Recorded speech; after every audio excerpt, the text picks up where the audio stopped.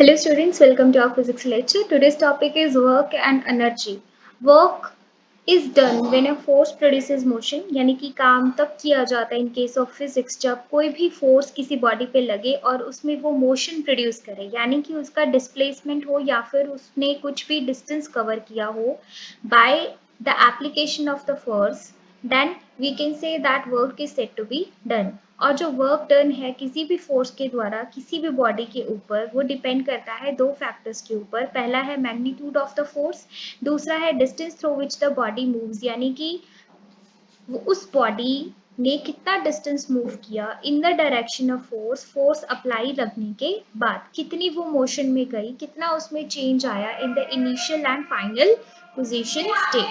So work done in moving a body is equals to the product of force exerted on the body and the distance moved by the body in the direction of the force. That is work is equals to force into distance moved in the direction of the force. That is work is equals to force into distance. So here is the initial position of the body, and after application of the force, after the force applied, it will comes into motion, and here is the final position of the body and it covers the displacement S. So in this case we can say that work is said to be done and it is equals to force into distance covered. So when a force F moves a body by a distance S in its own direction, then work is said to be done. That is W is equals to force into displacement, or you can say that force into distance. So here is both are correct. If you say distance covered or you say displacement in the direction of force, both have the same meaning here, but in case of work. Okay. Next are the units of work. SI unit of work is joule and work done is equals to force into distance covered. If force is equals to 1 Newton and distance is equals to 1 meter, then work is said to be done 1 Newton meter, and this 1 Newton meter is equals to 1 joule. So here is we are arriving at the definition of 1 joule, that when we apply a force of 1 Newton which moves a body through a distance of 1 meter in its own direction, then work is said to be done of 1 joule. Or you can say work is said to be done 1 joule when 1 unit force is acting on an object displaces the object through a distance of 1 meter. So here is the definition of 1 joule. Next is work is a scalar quantity. First of all, what do you mean by scalar quantity? A physical quantity may be a scalar, may be a vector. Scalar quantities are those which depends upon magnitude only, which gives you only magnitude. And vector quantities are those which have both magnitude as well as direction. For example, if you are covering a certain distance, 5 meter, 6 meter, 7 meter, but if you are covering a velocity, if you are having a velocity that is 6 meter per second towards north or 6 meter towards south, 6 meter per second towards south, so here is comes magnitude along with the direction. So if in a physical quantity magnitude is also given and direction is also given कि वो किस दिशा की तरफ जा रहा है, तब तो हो जाएगी vector quantity, and if only magnitude is given, that is means it is scalar quantity. Why work is a scalar quantity? Although it depend upon the distance or displacement, it depends upon the displacement, whether displacement is a vector quantity, but force is a scalar quantity. Why it is so? Because it should be noted here that condition for a force to do work is that it should produce motion in an object. यानी कि condition क्या है कि किसी भी object पर force लगी और उसने उसमें motion produce किया, उसने डिस्प्लेसमेंट प्रोड्यूस किया, उसकी पोजीशन को चेंज किया, दैट्स इट. किस डायरेक्शन में चेंज किया, किस दिशा में चेंज किया, उससे हमें कोई भी मतलब नहीं है. That is why we are saying that work is said to be a scalar quantity. For example, work done. Next is work done by the man on the wall is 0. Why it is so? Work done by the man on the wall is 0 because man is applying force on the wall. It is clear that man is applying force on the wall, but the wall remains stationary. It doesn't have any displacement by applying the force by this man. So when a force is applied to the wall by pushing it, the wall doesn't move.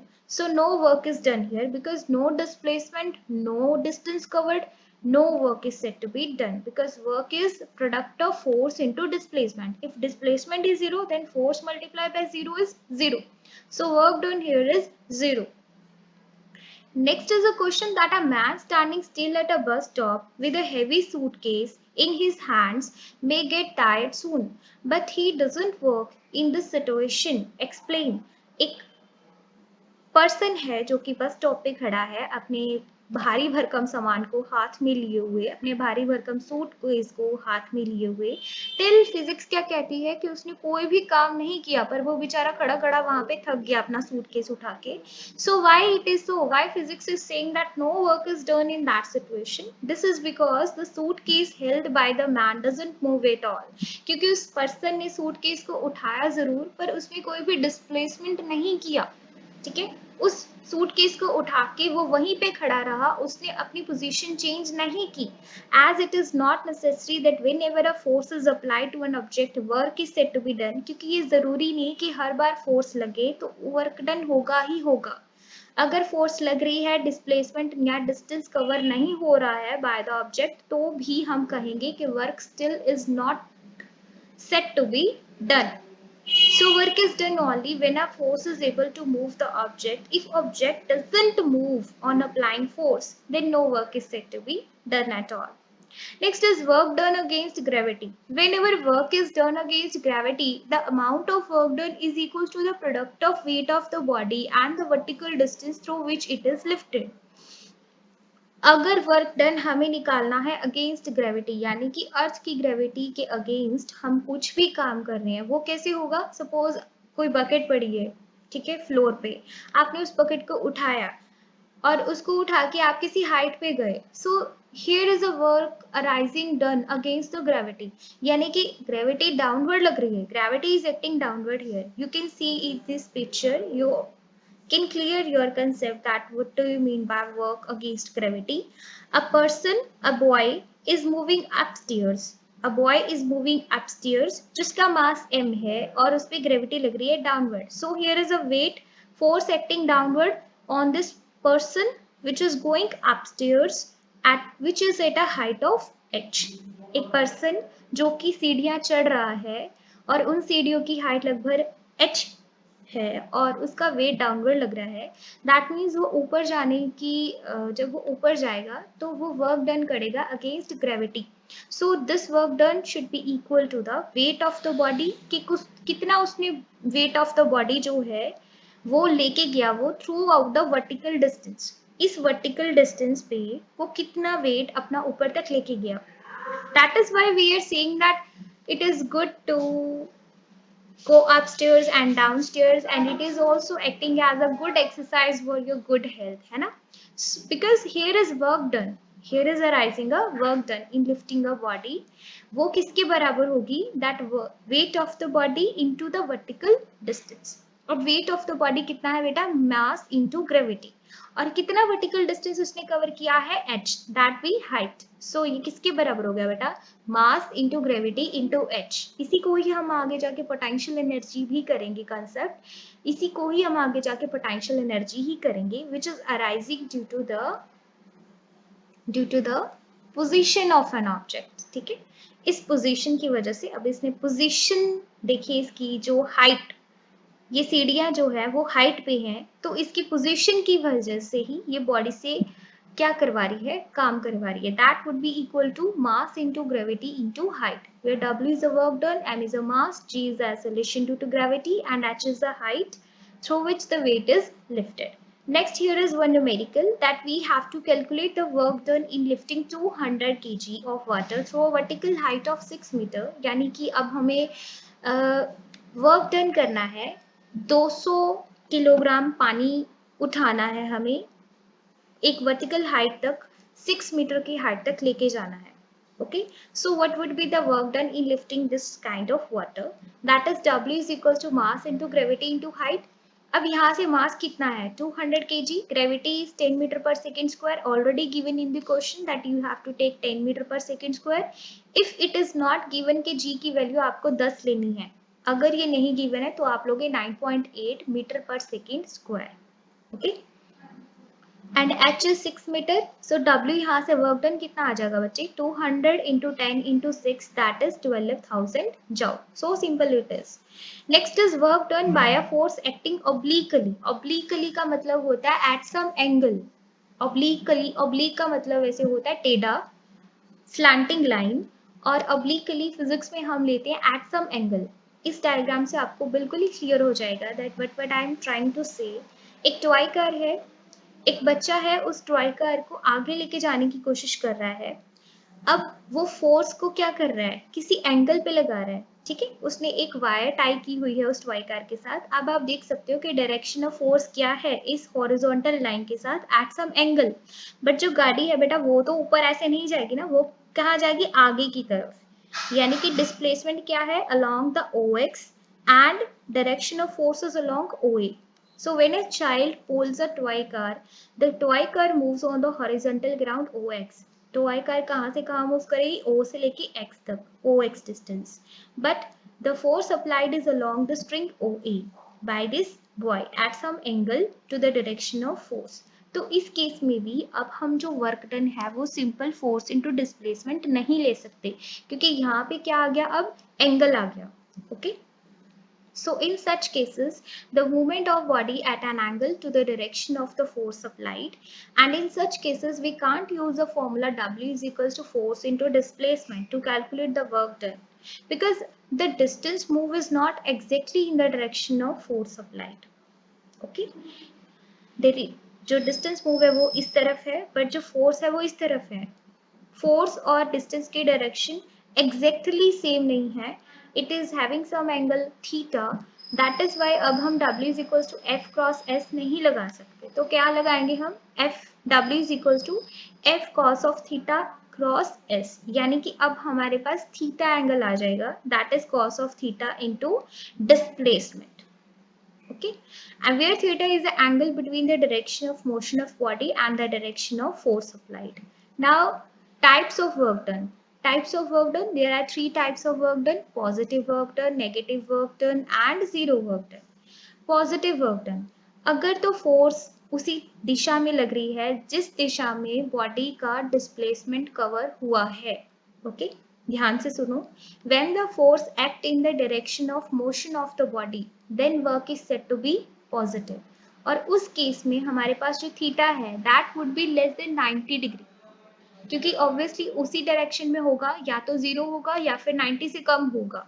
Okay, so here when the theta is acute angle, तो जो work होगा that is said to be done to be positive work done. Negative work done, अगर theta 90 से ज्यादा होगा यानी कि obtuse angle होगा, अगर जो फोर्स है वो ऑपोजिट डायरेक्शन में लग रही है to the direction of motion of a body. Okay, for example tug of war देखा होगा आपने, रस्साकशी, है ना, sports game, it is a sports game. तो आप अपनी तरफ खींचने की रस्सी कोशिश करते हो, दूसरी टीम अपनी तरफ खींचने की रस्सी को कोशिश करती है, so there would be the direction opposite, दोनों की डायरेक्शन क्या है, ऑपोजिट। तो उस केस में एंगल कितना बनेगा, दैट वुड बी 180 डिग्री। सो अगर तो एंगल ऑब्ट्यूज है, अगर फोर्स ऑपोजिट एक्ट कर रही है to the direction of motion of body, force लग राइट साइड ले रही है और जो बॉडी है वो आपकी लेफ्ट साइड जा रही है suppose, so here is a case for the negative work done. And zero work done is, अगर कोई भी वर्क डन करने के ड्यूरिंग जो फोर्स है और डायरेक्शन ऑफ मोशन है उन दोनों के बीच में 90 डिग्री का एंगल बने, 90 डिग्री का एंगल बने, तो W is equal to F S cos of theta होता है। अब अगर थीटा 90 हो, थीटा 90 हो तो कितना बन जाएगा, F S cos of 90 degree, और कॉस 90 डिग्री बेटा हमेशा जीरो होता है। Okay, so W is equal to zero, work done is zero here, no work is done when angle is equal to 90 degree. आपको इस डायग्राम से और भी ज्यादा क्लियर हो जाएगा। See all this diagram.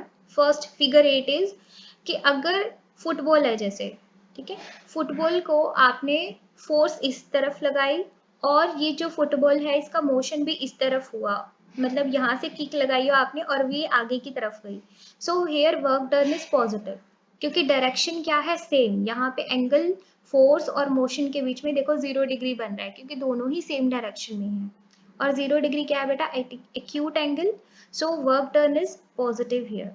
Next example is football ऐसे ही पड़ा है, ठीक है, फुटबॉल पड़ा है, मोशन की वजह से आप उसको आगे की तरफ, मतलब उसको मोशन आगे की तरफ है बट फोर्स ऑफ फ्रिक्शन पीछे की तरफ लग रहा है, फोर्स ऑफ फ्रिक्शन जो है वो हमेशा ही बॉडी के मोशन को अपोज करता है। फोर्स ऑफ फ्रिक्शन हमेशा ही बॉडी के मोशन को अपोज करता है।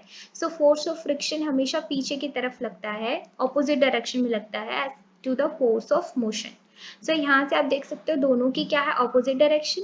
तो इस केस में देखो बेटा, आप एंगल 180 बन रहा है, एंगल इज 180 हियर, यानी कि ऑब्ट्यूज एंगल। तो इस केस में work done is negative here. Okay, next is zero work done. Zero work done कैसे कि अर्थ है, अर्थ के अराउंड कोई भी सैटेलाइट जो है वो अपने एनीवन, अब देखो इसमें क्या है कि जो फोर्स है ग्रेविटी की अर्थ की सैटेलाइट के ऊपर लग रही है, that is at an angle of 90 degree. अब आप देख सकते हो जो फोर्स है वो इस तरफ लग रही है, इन दोनों के बीच में force of attraction, universal law of gravitation आपने पढ़ा होगा, है ना, universal law of gravitation in case of gravitation chapter, remember students.